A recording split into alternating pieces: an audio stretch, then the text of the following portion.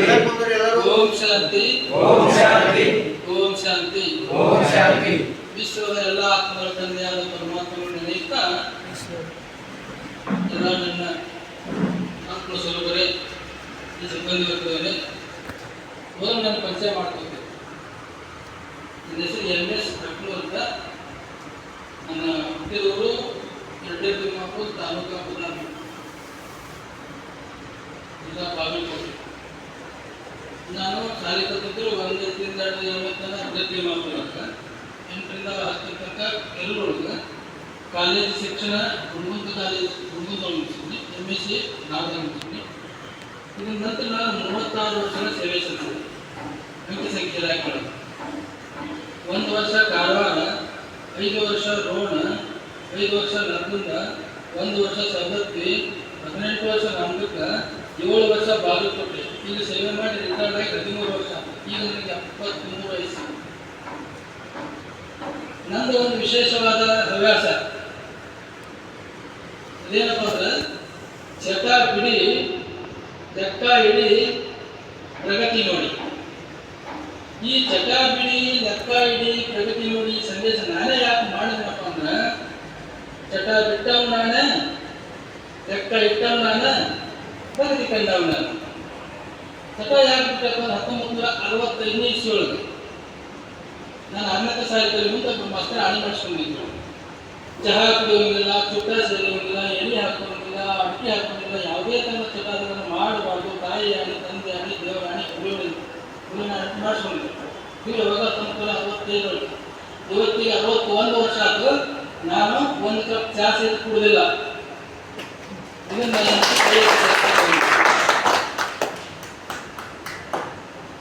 ಇನ್ನು ಲೆಕ್ಕ ಇಡಿ. ನಾನು ಕೆಲವು ಹೈಸ್ಕೂಲಿಗೆ 7ಕ್ಕೆ ಬಂದಾಗ ನಮ್ಮಣ್ಣವ್ರು ಏನಂದ್ರು, ನಾ ಕೊಟ್ಟಂತ ರೊಕ್ಕ ಪೈಸಾ ಲೆಕ್ಕ ಇಟ್ಟು ತೋರಿಸ್ಬೇಕು ಅಂದ್ರೆ ನಾ ಹೊಳ್ಳಿ ನಿಮಗೆ ರೊಕ್ಕ ಕೊಡ್ತೀನಿ, ಇಲ್ಕಂದ್ರೆ ನೀವು ಸಾಲಿನ ಬಿಡ್ತೀನಿ ಅಂತ ಕಂಡೀಷನ್ ಆಗ್ತದೆ. ಅವಾಗ 67ರಾಗ ಅವ್ರಿಗೆ ಲೆಕ್ಕ ಬ್ಯಾಗ್ ತೋರಿಸ್ಕೊಂಡಿದ್ದು ದಿನ ಪೈಸಾ ಲೆಕ್ಕ ತೋರಿಸಿ ರೊಕ್ಕ ಕೊಡೋರು ಅವರು. ಅವಾಗಿನಿಂದ ಪ್ರಾರಂಭವಾದದ್ದು ಇವತ್ತಿನ ಮಟ್ಟಿಗೆ ಕಂಟಿನ್ಯೂ ಐತೆ.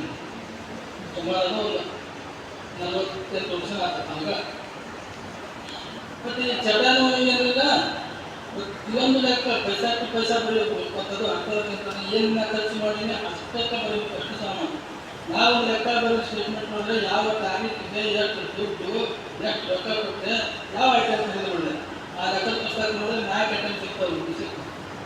ಇವತ್ತು ಫಾರ್ ಎಕ್ಸಾಂಪಲ್ ಇವತ್ತು ತಾರೀಕು 18/8/26 10 ರೂಪಾಯಿ ಅದೆಲ್ಲ ಕೊಟ್ಟೆ, ಇಲ್ಲಿ ತಂದೆ ಒಂದು ಡೇಟ್ ಸಿಕ್ತು, ಒಂದು ರೊಕ್ಕ ಸಿಕ್ತು, ಒಂದು ಐಟಮ್ ಸಿಕ್ತು. ಅದು ಕ್ವಾಂಟಿಟಿ ಮಾತ್ರ ಬರ್ತಿಲ್ಲ. ಈ 1/4 kg ಸೌತಿ ತರ್ತಾರೆ, 1/4 kg, 10 kg ಸಕ್ಕರೆ 10 kg, ಎಲ್ಲ 48 ವರ್ಷಕ್ಕೆ ನನಗೆ ಸಿಗ್ತವೆ. ಸುಮಾರು 25 ಪುಸ್ತಕಗಳು ಅಂತ. ಮತ್ತು ಒಳ್ಳೆ ರೀತಿಯಿಂದ ಏನು ಲೆಕ್ಕನೂ ಇರುತ್ತೆ. ಸೆಕೆಂಡ್ ಅಂತಂದ್ರೆ ನಮಗೆ 2 ಮಕ್ಕಳದ, 2 ಮಾತೇಶ್ ಅಂತೇಳಿ ಅವರು ಸಬ್ದಿದ್ರೆ ಅವ್ರು ನೌಕರಿ ಮಾಡಕ್ಕೆ 20 ವರ್ಷ ಇದು ಬೆಂಗಳೂರಾಗ ಹೈಸ್ಕೂಲ್ ಹೋಗಿರ್ತಾರೆ.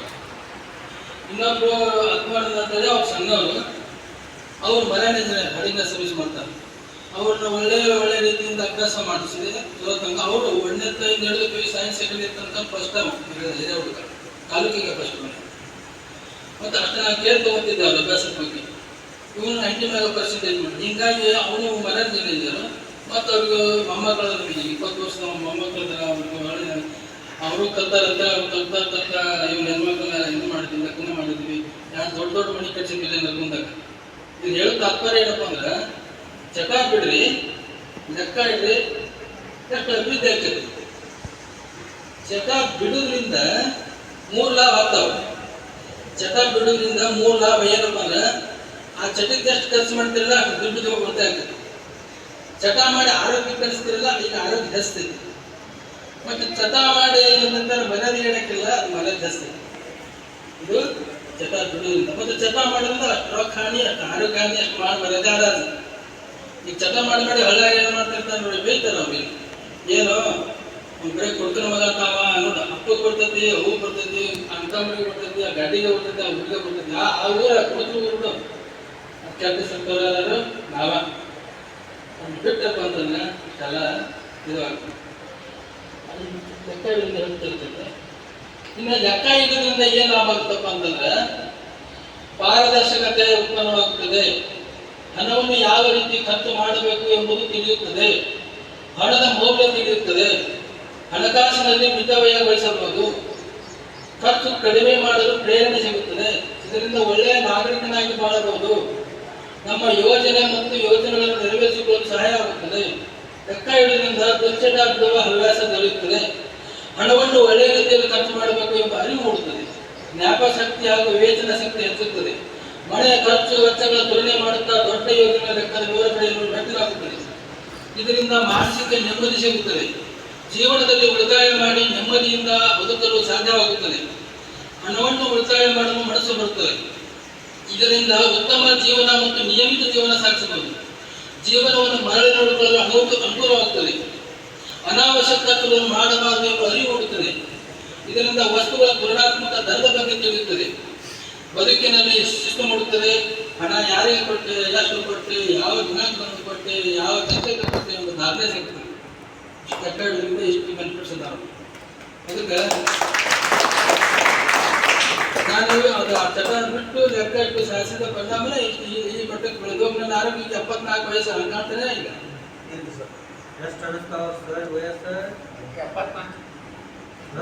ಅಲ್ಲ ಈಗ ಹೆಂಗ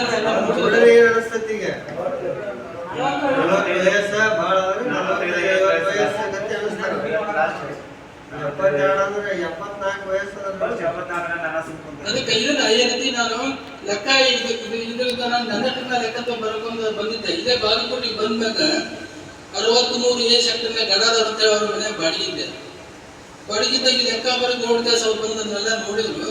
ನೋಡಿ ಇದೇನು ಮಾಡಕತ್ತೀರಿ ಅಂತ ನನ್ನ ಮನೆತನದ ಖರ್ಚು ವೆಚ್ಚ ಬರಕತ್ತಿಲ್ಲ ಅಂದೆ. ಅವ್ರು ಹೊಳೆ ಎಲ್ಲ ಪೇಸ್ ತಿರುಗಿ ಹಾಕಿ ನೋಡಿದ್ರೆ ಇದರ ಅದ್ಭುತ ಮಾಹಿತಿ ಸಿಗ್ತದೆ. ನೀವು ಜಗತ್ತಿಗೆ ಯಾಕೆ ತಿಳಿಸಬಾರ್ದು ಅಂತ ಹೇಳಿದ್ರು. ಅವರೇ ಒಬ್ಬರು ವಿಜಯ ಕರ್ನಾಟಕ ಪೇಪರ್ನ ತಂದು ಅದನ್ನೆಲ್ಲ ದಾಖಲೆ ಮಾಡಿಸಿದ್ರೆ ಅವ್ರು ಒಲವೇ ಜೀವನ ಲೆಕ್ಕಾಚಾರ ಅಂತ ಹೇಳಿದ್ರಕ್ಕೆಲ್ಲ ಮಾಹಿತಿ ತಗೊಂಡು ನಾನು ಇದನ್ನ ಕೇಳ್ಕೊಂಡು ಅದು ಈ ರೀತಿ ದೇಶ ವಿದೇಶದ ಕಾರ್ಯ ಬರ್ತೈತಲ್ಲ ಅದ್ರಾಗ ಅದನ್ನ ಪಬ್ಲಿಷ್ ಮಾಡಿದ್ರೆ ಒಂದು ಎಲ್ಲ ಕಡೆ ಹೋಗ್ಬಿಡ್ತದೆ. ಅದನ್ನ ನೋಡಿ 2012 ವಿಷಯ ಇದು. 2012 ಇನ್ನೇನು ಬಾಗಲಕೋಟೆ ಎಷ್ಟು ಪೇಪರ್ ಇರೋದಲ್ಲ ಎಲ್ಲರೂ ಒಂದು ಒಕ್ಕಲಿಗ